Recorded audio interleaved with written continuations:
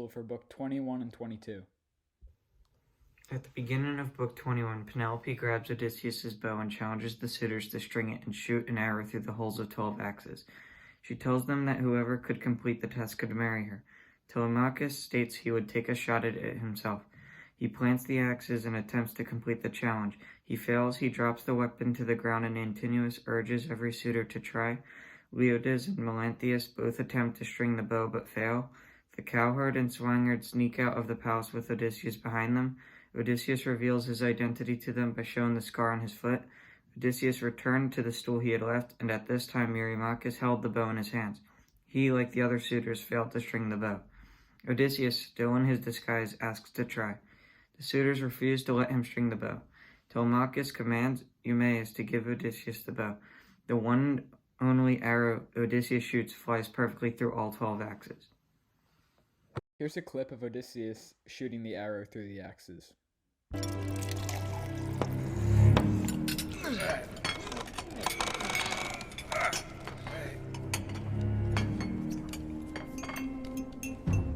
Enough! Give it to me! I will solve this problem once and for all. They attempt to string your old hunting bow, so they may be worthy to be king.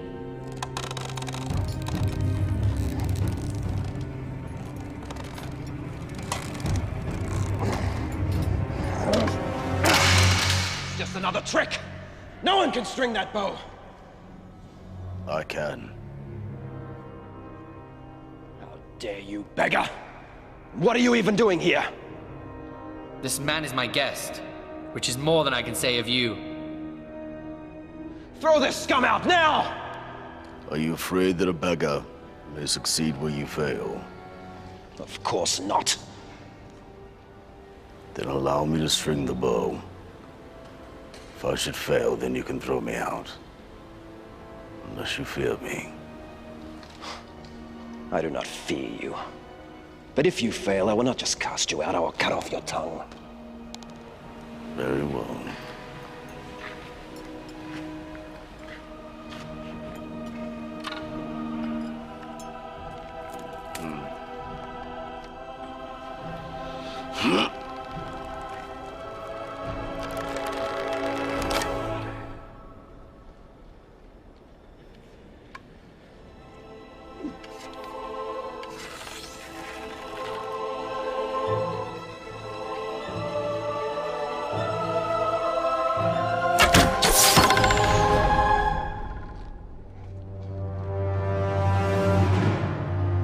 This cannot be.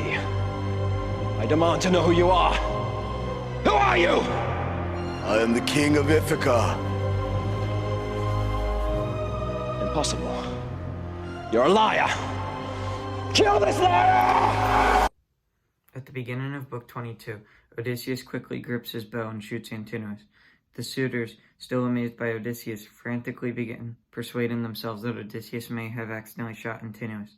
Odysseus reveals his identity to them. The suitors, in shock, all look around for an exit, but there is no escape. Eurymachus, in quick panic, tries to convince Odysseus that although the suitors had done wrong, Antinous was responsible for driving them to crime. Odysseus glares at them and announces that he will not spare one suitor's life.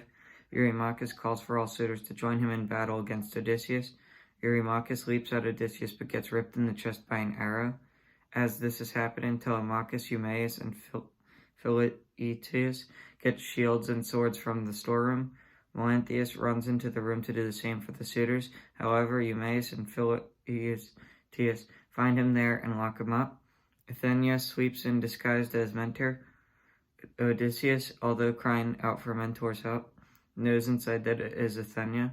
Testing Odysseus, Athenia asks Odysseus where his power is gone. Odysseus and his men charge into battle and kill almost every suitor. Once after, the final suitors attempt killing Odysseus, but Athenia steps in and ends the battle. Leodes cries out to Odysseus to spare his life. Odysseus picks up the sword on the ground and slices Leodes through the neck. Phimaeus, the last suitor, also pleads to Odysseus to spare his life. Telemachus tells his father to spare Phimaeus and the herald Medon.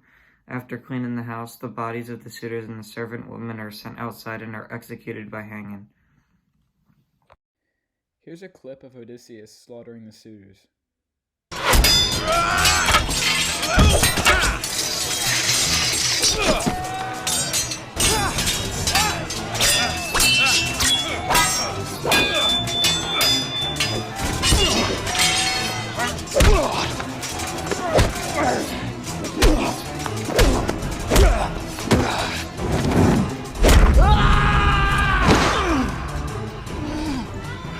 Whatever happened to the legendary Odysseus?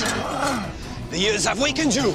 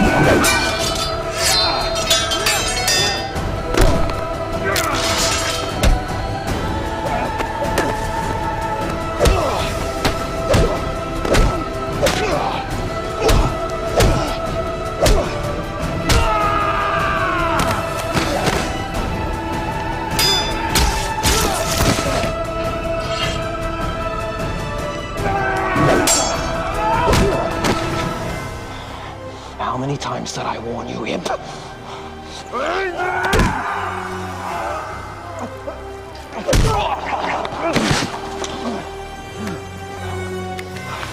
I would die for you.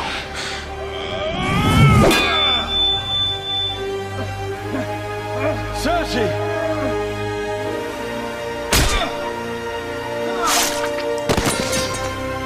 Book 23. Euryclea heads upstairs to wake Penelope, who was asleep after the gods assured that she would not witness the fight with the suitors. Euryclea wakes Penelope and tells her that her husband has returned and slaughtered all of the suitors. Penelope doesn't believe Euryclea, and she still doesn't believe that her husband has returned, even after seeing him with her own eyes. Telemachus scolds Penelope for not greeting Odysseus more lovingly after being away from him for so many years. Odysseus doesn't worry about this problem yet, because he has a much bigger problem to deal with, which is all the suitors' parents. He knows they will likely search for him in hopes of revenge, so he suggests that they lay low in their farmland until this whole thing blows over. On his way out, he hears Penelope order Euryclea to move her bed. Upon hearing this, Odysseus insists that the bed is immovable, because it is built into an olive tree in the house.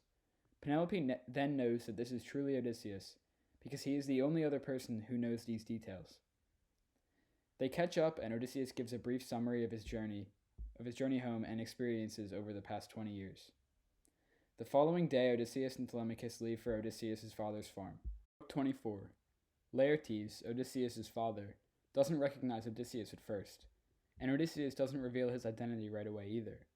He only claims to have fought alongside Odysseus. Laertes begins to cry, reminiscing about Odysseus. After seeing his father cry, Odysseus couldn't help himself, and he hugged and kissed his father, then showed him the scar on his foot, proving his identity. They have lunch together and catch up.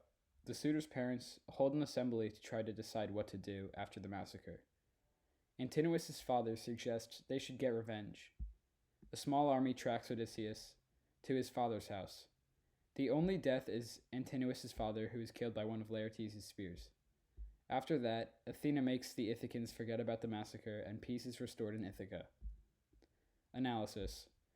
The immovability of Odysseus and Penelope's wedding bed signifies the immovability of their love. Penelope stayed loyal to Odysseus after 20 years, and so did Odysseus, even after an extra 10 years of Calypso trying to marry him.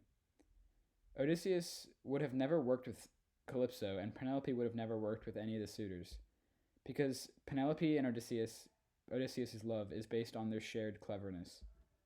Penelope's subtle test is also a testament to Penelope's great intellect and quick thinking. Character development. Telemachus is a completely different person by the end of the book. He starts out as a boy who is unsure of his potential power, but as the book progresses, he becomes a man who is more independent.